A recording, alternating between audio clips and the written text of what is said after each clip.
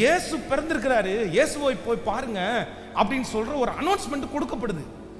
பொதுவாகவே யூதர்களை பொறுத்த வரைக்கும் அவங்களுடைய கேரக்டர் என்ன அப்படின்னு சொன்னா, குண்டக்க மண்டக்க கேள்வி கேட்பாங்க. அப்படின்னா எதையுமே அவ்வளோ ஈஸியா நம்பவே மாட்டாங்க, எதையுமே நம்ப மாட்டாங்க.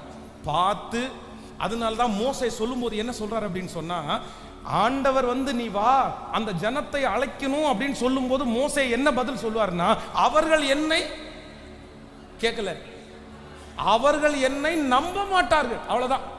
என்னுடைய ஜனங்களை பற்றி எனக்கு தெரியும், என் குடும்பத்தை ஆட்களை பற்றி எனக்கு தெரியும், நான் போய் நின்று இயேசு உங்களை கூட்டிட்டு போக சொன்னாருன்னு சொன்னா அவங்க என்ன பண்ண மாட்டாங்க. அப்ப அற்புதத்தை சொல்றாரு.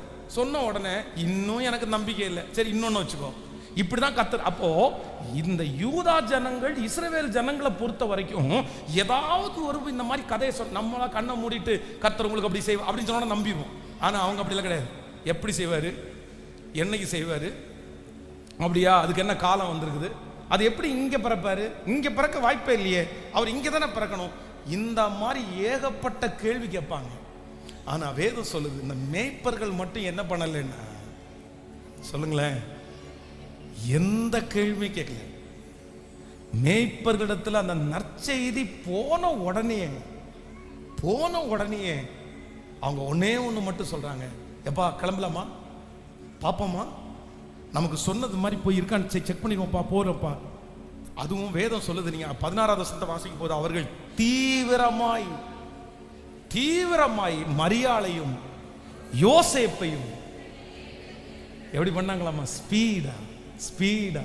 பிரதர் சிஸ்டர், இன்னைக்கு இயேசு இந்த கிறிஸ்மஸ் அன்றைக்கு நிறைய பேரை கர்த்தர் ஆசீர்வதிக்க போறாரு. யார தெரியுமா, உங்களுக்குள்ள 1000 கேள்வி கேட்கக்கூடிய தகுதி இருக்கலாம். உங்க பலவீனத்தை குறித்து, உங்க பிரச்சனையை குறித்து, நடந்துட்டு இருக்கிற சம்பவத்தை குறித்து, இயேசு இருக்கிறாரா இல்லையா, ஏன் இப்படி நடக்குது, எதனால இப்படி, எத்தனையோ கேள்விகள் உங்களுடைய மண்டலத்தில் ஓடிட்டே இருக்கலாம். ஆனா ஆண்டவர் யார கர்த்தர் தொட விரும்புறார் அப்படின்னு சொன்னா, ஒரு கேள்வி கூட கேட்காம, எஸ் லார்ட், ஆமே, நான் நம்புகிறேன், என்னை பலப்படுத்துகிறதுக்கு உங்களால முடியும் அப்படின்னு நினைக்கிறவங்களை கர்த்தர் அவருடைய பிறப்பினுடைய பிரசன்னத்தை கர்த்தர் கேட்கிறதுக்கு விரும்புறார். கைகளை உயர்த்தி சொல்லுவோம், ஆண்டவரே நான் நம்புறேன், நான் சந்தேகப்பட மாட்டேன். சொல்லுங்க முழு பலத்தோட. எத்தனை பேர் வேண்டாலும் சந்தேகத்தை விதைக்கலாம். இல்ல அப்படிதான் நடக்க போகுது, இப்படிதான் நடக்க போகுது, இப்படிதான். இல்ல என்னை உண்டாக்கினவருக்கு தெரியும், என்னை அழைத்தவருக்கு தெரியும், என்னை நடத்தினவருக்கு தெரியும், அவர் எனக்கு சொன்னதை செய்யும் அளவும் அவர் என்னை கைவிடுவது இல்லை. நல்ல கைகளை தட்டி, இயேசுவே உம்மை நம்புகிறோம், சத்தமா இந்த சூழ்நிலை மாறும் நம்புகிறோம், இந்த தேவை சந்திக்கப்படும் நம்புகிறோம், இந்த பெரிய பர்வதம் இடிந்து விழும் நம்புகிறோம், இந்த இடத்திலே என் தலையை நீர் உயர்த்துவீர், நாங்க நம்புறோம். ஹல்லேலூயா.